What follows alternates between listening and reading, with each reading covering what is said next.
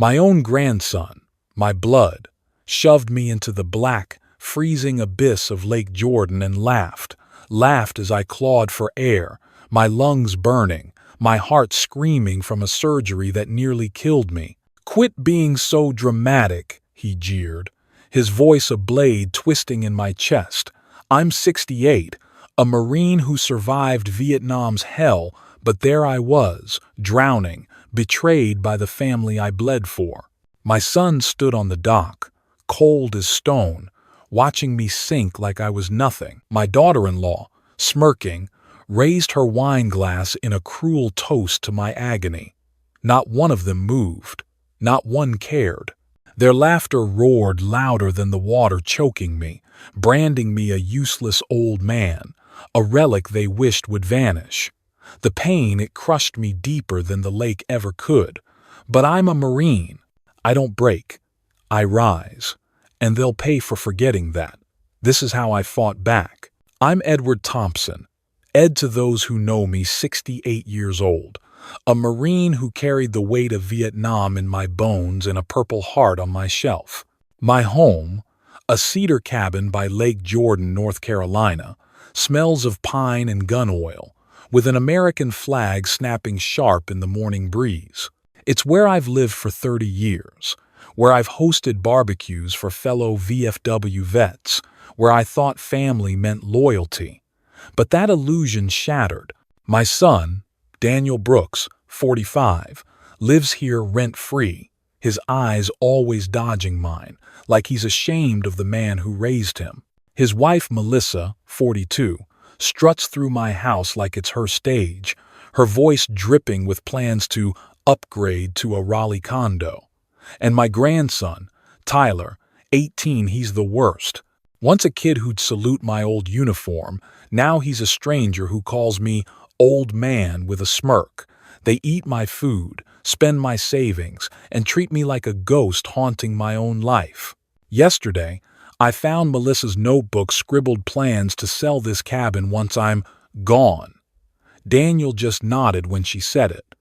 "It's practical," she hissed at dinner, her fork stabbing the air. "You're not getting younger, Ed," Tyler chuckled, scrolling his phone. "Yeah, Grandpa, chill. You're not dying yet." I gripped my coffee mug, the same one I drank from after Ye San, and felt my heart stutter not from surgery, but from rage. I'm a Marine. I've survived worse than betrayal. They think I'm fading. They're wrong. This is where my fight begins. The cedar cabin by Lake Jordan wasn't just my home, it was my fortress, built with calloused hands and a Marine's stubborn heart. For 30 years I'd raised the American flag at dawn, its stars a reminder of battles fought and brothers lost in Vietnam. But now my own blood was waging war against me.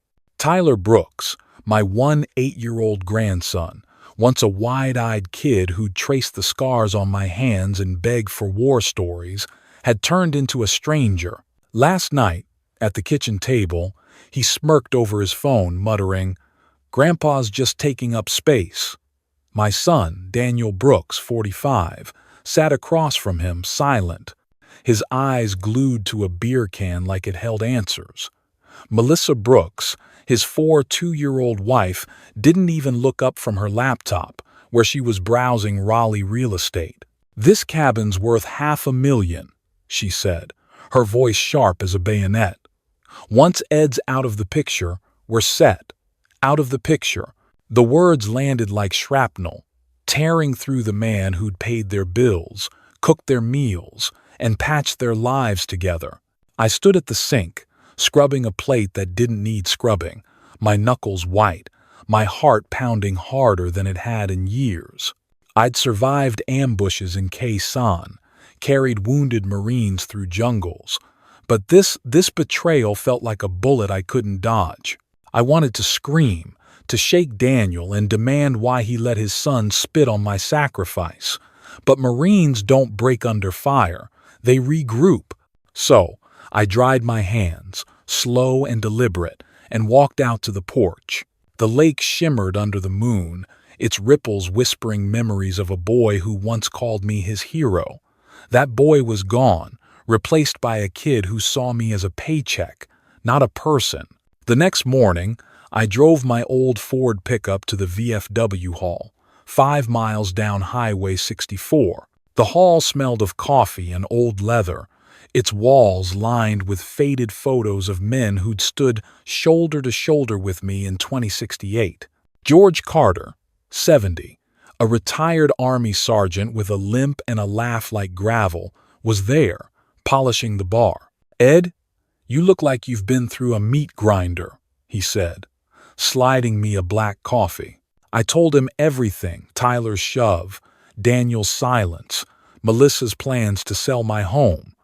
George's jaw tightened, his eyes narrowing. "They're vultures, Ed, circling for your bones." He leaned closer, his voice low.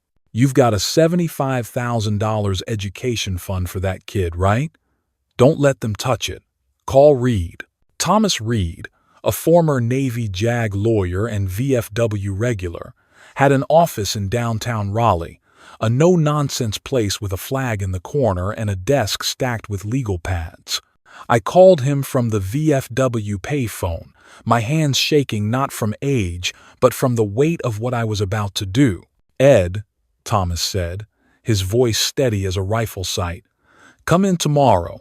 We'll lock down that fund tighter than Fort Knox. They think they can bleed you dry? Not on my watch." I hung up, feeling a spark of the fire I'd carried in Vietnam. This wasn't about revenge. It was about survival. Back at the cabin, the air was thick with tension.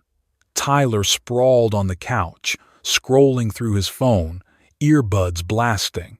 "Yo, Grandpa," he called without looking up. "You gonna fix that leaky faucet or what? Place is falling apart." I stared at him, the kid I'd taught to fish, whose asthma attacks I'd sat through at 3 a.m., whose guitar lessons I'd paid for with my VA pension. "It's my house, Tyler," I said, my voice low, steady. "I fix what I choose," he snorted, rolling his eyes. "Whatever, old man, just don't croak before I get to college." Melissa laughed from the kitchen, a sharp, practiced sound. "He's got a point, Ed. You're not exactly spry anymore." Daniel, unloading groceries, avoided my gaze, his silence louder than their words. That night, I sat at my desk, a single lamp casting shadows over my Purple Heart, pinned to a corkboard next to a photo of me and Tyler at a VFW picnic, his gap-toothed grin bright as the flag behind us. I pulled out my journal, a leather-bound relic from my service days, and wrote, "They think I'm a relic to be scrapped. They forget I'm a Marine who's walked through fire." My pen trembled, not from weakness, but from a rage so deep it felt like grief. I remembered Tyler at 6, saluting me in my dress blues, promising to be a hero like you, Grandpa. Now he was planning my funeral for profit. Melissa's notebook, left open on the counter, had a circled figure: $500,000, my cabin, my life, their prize. I closed the journal, my resolve hardening like steel in a forge. I'd call Thomas Reed at dawn. They wanted my legacy? They'd get a fight instead. The night after I called Thomas Reed, the cedar cabin felt like a tomb, its walls closing in with the weight of my family's betrayal. I sat alone in my study, the lamp casting a weak glow over my Purple Heart, pinned next to a faded photo of me and Tyler at a VFW picnic, his tiny hand clutching mine under a North Carolina sky. That boy, who once vowed to be a Marine like me, was gone. In his place was a stranger plotting my erasure. I heard voices from the living room, low and sharp, like a knife being whetted. I crept to the door, my boots silent on the hardwood, and listened. Tyler's voice cut through first, smug and careless. "Once the old man's gone, the fund's mine," he said, his phone glowing in his hand. "Dad says it's $75,000. Easy money. I'm set for college." Melissa's laugh followed, cold as the lake that nearly took me. "And this cabin? $500,000, minimum." she said. "We'll flip it for a condo in Raleigh. He won't last another year." "Daniel, my son, my only son," mumbled, "let's not talk like that." But his voice lacked fight, like a man who'd surrendered long ago. My chest tightened, not from the surgery scars, but from a pain deeper than any bullet I took in Vietnam. I'd carried stretchers through jungles, held dying brothers in Khe Sanh, and built this home with my own hands for them, for Tyler, for Daniel, for a family I thought would carry my name with pride. And now? They were carving up my life like vultures over a carcass. I stumbled back to my desk, my hands shaking, and opened my journal. The page stared back, blank as my future felt. I wrote, "They don't just want my money, they want me gone." The words burned, each letter a wound. I thought of the nights I'd sat by Tyler's bed, his asthma rattling, my hand on his back until dawn. I'd paid for his braces, his guitar, his dreams, with every cent of my VA pension. And now, he was counting the days until I was dust. I drove to the VFW hall at dawn, the 5-mile stretch of Highway 64 blurring through tears I hadn't shed since my wife, Clara, passed. The hall was empty, its oak tables scarred from years of coffee mugs and stories. My purple heart felt heavy in my pocket, a relic of a man who'd fought for something bigger than himself. I sat in a corner, staring at a wall of photos, men like me, who'd come home to build lives, not to be erased. George Carter found me there, his cane tapping the floor. "Ed," he said, his gravelly voice soft, "you look like you've seen a ghost." I told him what I'd heard: Tyler's greed, Melissa's plans, Daniel's cowardice. George's eyes darkened, his fist clenching. "They're not your family, Ed. They're leeches. You gave them everything, and they're spitting on your grave before you're in it."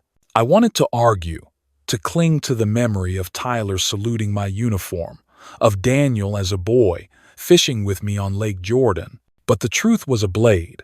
I'd raised them, loved them, and they'd turned my sacrifice into a ledger. George slid a worn business card across the table, Thomas Reed's name in stark black ink. "He's waiting for you," George said. "Don't let them bury you." I nodded, but inside I was crumbling. I drove home, the lake's surface mocking me with its calm. In the kitchen, Melissa was on her laptop, her fingers clicking through real estate listings. "Ed," she said without looking up, "we're thinking of getting an appraiser for the cabin. Just planning ahead, you know." Tyler walked in, tossing his keys on the counter. "Yeah, Grandpa, you don't need all this space," he said, smirking. "Maybe a nursing home's better."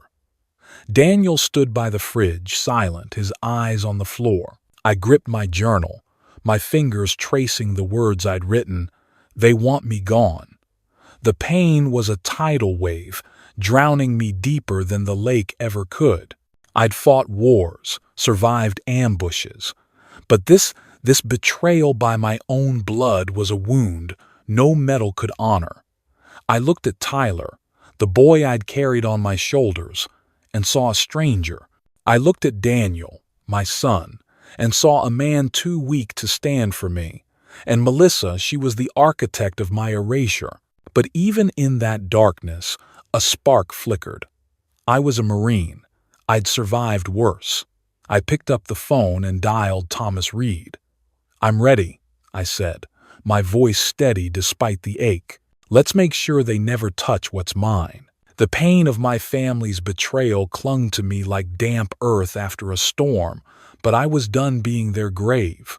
I'd fought in Vietnam, carried the weight of a Purple Heart, and built a life in this cedar cabin by Lake Jordan. I wasn't about to let Tyler, Daniel, or Melissa carve it up like spoils of war.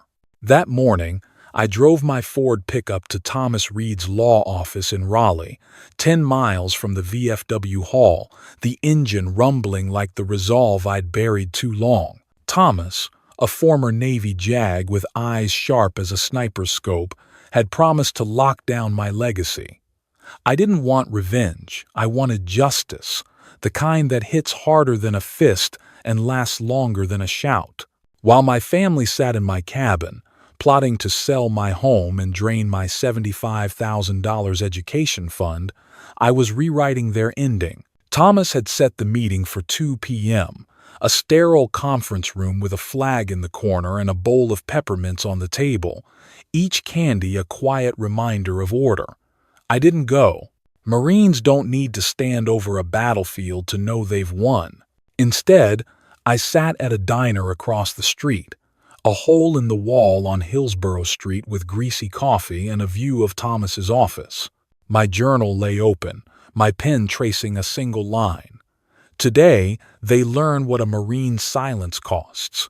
At 2:01, my phone buzzed. A text from Thomas. "They're here, reading now." I sipped my coffee, black as my mood had been, and pictured the scene. In that room, Thomas unfolded my letter, his voice steady as a drill sergeant's. "To my family, who assumed my silence was surrender," he began, each word a hammer on their expectations. "I gave you everything once: my home, my savings, my heart. I won't die twice." Tyler, my 8-year-old grandson, leaned forward, his smirk fading like a cheap flag in the rain. "What's this?" he snapped, his voice cracking. Thomas didn't flinch. "The education fund, $75,000, has been repurposed," he said. "It's now the Clara Thompson Scholarship for children of veterans in Wake County. No access without Ed's signature, and he's not signing." Melissa, 42, gripped her purse, her manicured nails digging into leather. "That's theft," she hissed, her face pale as the lake's surface. Daniel, my 5-year-old son, stared at the table, his hands folded, too weak to meet Thomas's eyes. Thomas turned the page, his tone unyielding. "The cabin by Lake Jordan remains Ed's until he decides otherwise. It's locked in a trust, set to transfer to a veterans community land trust upon his passing. It will never be your condo in Raleigh." Melissa stood, her heels clicking like a misfired round. "He can't do this. We're his family." Thomas slid a document across the table, my signature bold as a battle scar. "He did," he said. "And the accounts? Frozen. Every inquiry pings this office. Try to bypass, and your names go on record." Tyler slammed his fist on the table, a boy playing at a man's game. "This is bullshit. That money was mine." Thomas raised an eyebrow, calm as a bunker under fire. "It was Ed's, always was." Across the street, I felt the air shift, like the moment before a mortar strikes. I'd spent years teaching Tyler to fish, buying Daniel's groceries, letting Melissa parade through my home like it was hers. They thought I was a relic, a fading shadow they could push aside. But I'd survived jungles, bullets, and loss. I wasn't fading, I was fighting. Thomas's text came at 2:15. "They're stunned." Melissa's threatening lawyers. Daniel's silent. Tyler's storming out. I smiled, not out of spite, but because the ground had shifted under their feet. I wrote in my journal, "They laughed when I drowned. Now they choke on my silence." George Carter, my old Army buddy, called me from the VFW hall. "Heard you dropped a bomb, Ed," he said, his gravelly laugh warm. "How's it feel?" I looked out the diner window, the Raleigh skyline sharp against a Carolina blue sky. "Like coming home from war," I said. "Tired, but alive." George chuckled. "You're a Marine. They never saw you coming." I hung up, my coffee cold but my resolve burning. The family thought they could bury me in their plans. They didn't know I'd already drawn a line in the sand. This was just the first salvo. They'd push back. I knew it, Melissa with her lawyers, Tyler with his tantrums, Daniel with his weak apologies. But I was ready. I'd called Thomas Reed not to start a fight, but to end one. And this war wasn't over yet. The echo of Thomas Reed's letter still hung in the air, a grenade that had detonated my family's illusions of entitlement. But Melissa Brooks, my 2-year-old daughter-in-law, wasn't one to surrender without a fight. She'd hired a slick Raleigh lawyer, a man with a suit as sharp as her ambition, to challenge my mental capacity and seize control of my $75,000 education fund and the cedar cabin by Lake Jordan. They thought they could paint me as a frail, confused old man, too broken by age and war to know my own mind. They thought wrong. I'd survived Vietnam's jungles, carried the weight of a Purple Heart, and faced down death more times than they could count. I wasn't about to let my own blood bury me in a courtroom. That evening, they demanded a meeting in my kitchen, the same kitchen where I'd taught Tyler to tie a fishing knot, where I'd poured coffee for Daniel after his layoffs, where I'd let Melissa's dreams of Raleigh condos fester. Now, it was a battlefield. Melissa stood at the counter, her arms crossed, her eyes glinting like a predator's. "Ed, we've got a lawyer now," she said, her voice cold as the lake's depths. "He says your decisions don't hold up if you're not sound of mind. We're filing for guardianship." Tyler, my 8-year-old grandson, leaned against the fridge, smirking, his phone glowing like a trophy. "Yeah, Grandpa, you're not exactly sharp anymore," he said. "That lake stunt? You were flailing like a drunk. Maybe you need help." Daniel, my 5-year-old son, hovered by the sink, his shoulders slumped, muttering, "Let's just talk this out, okay?" But his words were hollow, a coward's plea for peace without justice. I stood at the head of the table, my hand steady, my Purple Heart pinned to my chest like a shield. "You think I'm confused," I said, my voice low, cutting through their noise like a bayonet. I slid a folded letter across the table, the paper crisp from Dr. Ellen Hayes, a Raleigh psychologist who tested me 2 days ago. "Read it," I said. Melissa snatched it, her nails clicking, and her face froze as she scanned the words. "Edward Thompson demonstrates full decisional capacity. He understands his financial and healthcare choices with clarity." Tyler's smirk vanished, his phone slipping to the counter. "This is a joke," he spat. "You're just playing games." I stepped closer, my eyes locking on his. "I'm a Marine boy. I don't play games. I win wars. You laughed when I drowned. You don't get to laugh now." The room went still, the air heavy as a monsoon before it breaks. Melissa tried to recover, her voice rising. "This doesn't change anything. Our lawyer says we can prove you're unfit." I smiled, cold and deliberate, the kind of smile I'd learned in Vietnam when the enemy underestimated me. "Prove it," I said, "but you'll do it in front of men who know what loyalty means." The front door creaked open, and George Carter stepped in, his cane tapping like a war drum. Behind him stood 3 VFW brothers, men with scars like mine, men who'd carried me through darker days than this. George's gravelly voice rumbled. "Ed's not alone, lady. You want to fight him? You fight us." Melissa's face paled, her lawyer's threats crumbling like sandcastles against the tide. Daniel looked up, his eyes flickering with shame, but he stayed silent, a man too weak to choose a side. Tyler grabbed his phone, his fingers trembling. "I'm sorry, okay?" he said, his voice cracking, a boy caught in a man's mistake. I shook my head, my gaze unyielding. "Sorry doesn't fix the doc, Tyler. Sorry doesn't erase the laughter while I choked." I turned to Melissa. "You wanted my cabin? My money? You get nothing. I've locked it all down with Thomas Reed. Every move you make, he'll know." George nodded, his hand on my shoulder. "Marines don't abandon their own," he said. "You should have learned that before you pushed him." I stood taller, the weight of my 68 years lighter than it had been in months. The kitchen, once a place of warmth, was now a line drawn in the sand. I'd fought for this country, for this family, and they'd tried to erase me. But I was no ghost. I was Edward Thompson, a Marine who'd walk through fire and come out steel. Melissa stormed out, her heels clicking a retreat. Tyler followed, muttering curses, his bravado gone. Daniel lingered, his voice barely a whisper. "Dad, I didn't mean—" I cut him off. "You didn't mean to stop them either." I walked to the porch, the American flag snapping in the evening breeze, its stars brighter than their greed. My journal waited in my study, and I wrote, "They thought they could break me. They forgot I'm built to endure."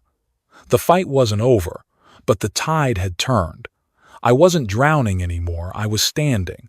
The storm of betrayal had broken, and the cedar cabin by Lake Jordan, once my fortress, now felt like a battlefield I'd won but no longer needed.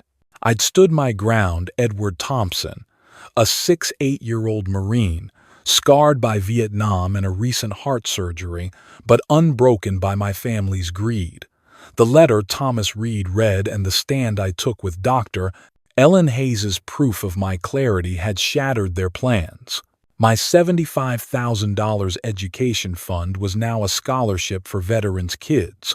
My cabin locked in a trust for a cause greater than their Raleigh condo dreams. Melissa, Daniel, and Tyler had tried to erase me, but I was the one who'd redrawn the map. Now, it was time to walk away not in defeat, but in victory. I chose a new home, a modest one-bedroom apartment in a veterans community 10 miles from Lake Jordan, where the air smelled of cedar and purpose, not betrayal. I packed light, just as I had in 2068 before a patrol. My Purple Heart, Clara's old flannel shirt, and a photo of Tyler at 6, saluting my dress blues, went into a single box. The rest decades of memories in that cabin I left behind, not because they didn't matter, but because they no longer defined me. The apartment complex, tucked off Highway 64, had a small garden plot where I'd plant tomatoes come spring, and a community room where VFW brothers gathered for poker and stories. It wasn't grand, but it was mine, chosen on my terms. I hung Clara's flannel on a hook by the door, set the photo on a windowsill overlooking a flagpole, and wrote in my journal, "Freedom isn't a place. It's the ground you choose to stand on." Back at the cabin, the family unraveled. Melissa, 42, packed her bags with the fury of a general who'd lost her war. "You've ruined everything, Ed," she snapped that final morning, her heels clicking on the hardwood as she dragged suitcases to their SUV. This was supposed to be our future. I stood on the porch, the American flag snapping behind me, and met her eyes. "It's still my future, Melissa," I said, my voice steady as a rifle sight. "You've got 14 days to find yours." She froze, her face a mask of rage and disbelief, then stormed to the car. Tyler, 18, lingered by the door, his phone forgotten in his hand. "Grandpa, I didn't mean," he started, his voice thin, a boy caught in the wreckage of his own choices. "You meant every laugh on that dock," I said, not cruelly, but firmly. "Own it, Tyler, then fix it." He looked away, his shoulders slumping, and followed his mother. Daniel, my 4-5-year-old son, was the last to leave. He stood in the kitchen, staring at the coffee mug I'd left on the counter, the one we'd shared after his layoffs years ago. "Dad," he said, his voice breaking, "I should have stopped them." I nodded, my heart heavy but not soft. "You should have, son, but you didn't. Start there." He swallowed hard, his eyes wet, and walked out, the door closing with a quiet thud, like a book I'd finally finished reading. The cabin stood empty, its walls echoing with ghosts of a family that could have been. I locked the door, left the key in a mailbox for Thomas Reed, and drove away, the lake fading in my rearview mirror. At my new apartment, a letter waited from the Clara Thompson Scholarship Board. A young woman, Emily, 17, had been chosen as the first recipient. Her essay, titled Honor Over Everything, thanked a veteran grandfather who'd taught her resilience. I read it twice, my fingers tracing her words, and felt a warmth I hadn't known since Clara's smile. George Carter stopped by that evening, his cane tapping as he handed me a coffee. "You did good, Ed," he said, his gravelly voice warm. "You didn't just save yourself, you gave kids like Emily a shot." I nodded, looking out at the flagpole, its stars catching the dusk. "Marines don't just fight for themselves," I said. "We fight for those who come after." I walked to the garden plot, the soil soft under my boots, and pictured the tomatoes I'd planted. The VFW Hall was a short drive away, a place where my stories, Vietnam, the lake, this victory would find ears that listened. My family had tried to drown me, first in water, then in their greed. They'd failed. I wasn't the relic they'd mocked. I was a Marine, standing tall on ground I'd chosen. My journal lay open on my new desk, and I wrote, "They thought they'd bury me. I built a new home instead." The lake was behind me now, its ripples no longer my story. I'd fought for my life once on that dock. I'd fought for it again in that kitchen. Both times I won. The cedar cabin by Lake Jordan was behind me now, its ghosts of betrayal locked away with the key I'd left in the mailbox. I, Edward Thompson, a 6-8-year-old Marine who'd earned a Purple Heart in Vietnam's jungles, had walked away from a family that tried to drown me first in water, then in their greed. My new home, a one-bedroom apartment in a veterans community off Highway 64, wasn't just a place to sleep, it was a declaration.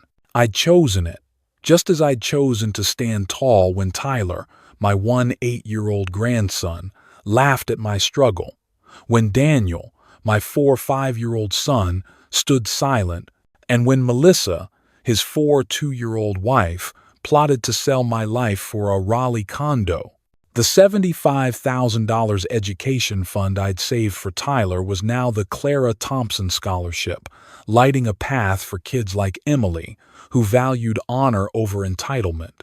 My cabin was safe in a trust, destined to serve veterans, not vultures. I wasn't running, I was rebuilding. Each morning, I raised the American flag outside my apartment, its stars catching the North Carolina dawn like a promise kept. The garden plot, where I'd plant tomatoes come spring, smelled of earth and second chances. In the community room, I joined VFW brothers for coffee, their stories of sacrifice knitting a brotherhood stronger than the family I'd lost. One evening, George Carter, my 70-year-old Army buddy, sat across from me, his cane propped against the table. "Ed," he said, his gravelly voice warm, "you didn't just save your legacy. You reminded us all what a Marine stands for." I smiled, my fingers tracing Clara's flannel, hung by the door. "I stood for me, George," I said, "and for kids like Emily, who'll carry the flag when we're gone." Emily's letter, pinned to my fridge, was a beacon. Her words, "My grandfather taught me that honor is heavier than pain," echoed the lessons I'd learned in Vietnam, where loyalty meant carrying a wounded brother through fire. I'd carried Tyler through asthma attacks, Daniel through jobless nights, and Melissa through her endless schemes. They'd repaid me with laughter on a dock. But here, in this new home, I found something they couldn't take: purpose. I started volunteering at the VFW Hall, 5 miles down the road, teaching kids about the flag, about the men who died for it. One boy, no older than Tyler once was, saluted me after a talk. "Sir," he said, "you're a hero." I shook my head. "I'm just a Marine who didn't quit," I told him, my voice steady, my heart full. The lesson wasn't in the pain, it was in the standing. I'd learned it at Khe Sanh, when bullets tore through the night, and I learned it again when my family tried to erase me. To my fellow veterans, hear this. Your worth isn't in the medals on your chest or the scars on your body. It's in the ground you choose to hold, the lines you draw when the world pushes you to break. Don't let anyone, not family, not greed, steal your honor. Protect it with the tools you have. A lawyer like Thomas Reed, who locked my legacy tight. A friend like George, who stood by me. A mind like Dr. Ellen Hayes, certified, sharp as ever. You fought wars. Fight for yourself now. Find your VFW, your community, your flag, and raise it high. The lake can't drown you if you know where you stand. I opened my journal, its leather worn like my hands, and wrote, I didn't just survive the lake, I built a life beyond it. The words felt like a salute, not to the past, but to the man I'd become. The pain of Tyler's laughter, Daniel's silence, Melissa's schemes, they were shadows now, fading against the light of my new dawn. I looked out my window, where the flagpole stood proud, its colors unwavering. I wasn't the relic they'd mocked. I was Edward Thompson, a Marine who'd fought for his name and won. My story wasn't over, it was just beginning, on ground I'd chosen, with a community that saw me. To every veteran watching, know this. Your fight isn't done. Stand tall, choose your ground, and never let anyone push you under. I'm Edward Thompson, a Marine who stood tall when the lake and my own family tried to pull me under. This story, my story, isn't just about surviving betrayal. It's about choosing your ground, no matter how hard the fight. To every veteran watching, every soul who's carried scars for this country, I see you. Your battles don't end on the battlefield, but neither does your strength. If my journey moved you, if it reminded you of the honor we hold, please hit that like button. It's not just a click, it's a salute to every one of us who refuses to break. Drop a comment below. Share your story, your fight, your flag. Let's build a community right here, stronger than any doc that failed me. And if you want to hear more stories of grit, of veterans standing tall, subscribe to this channel. Join me at the VFW Hall in your heart, where we raise the flag together. Thank you for walking this road with me.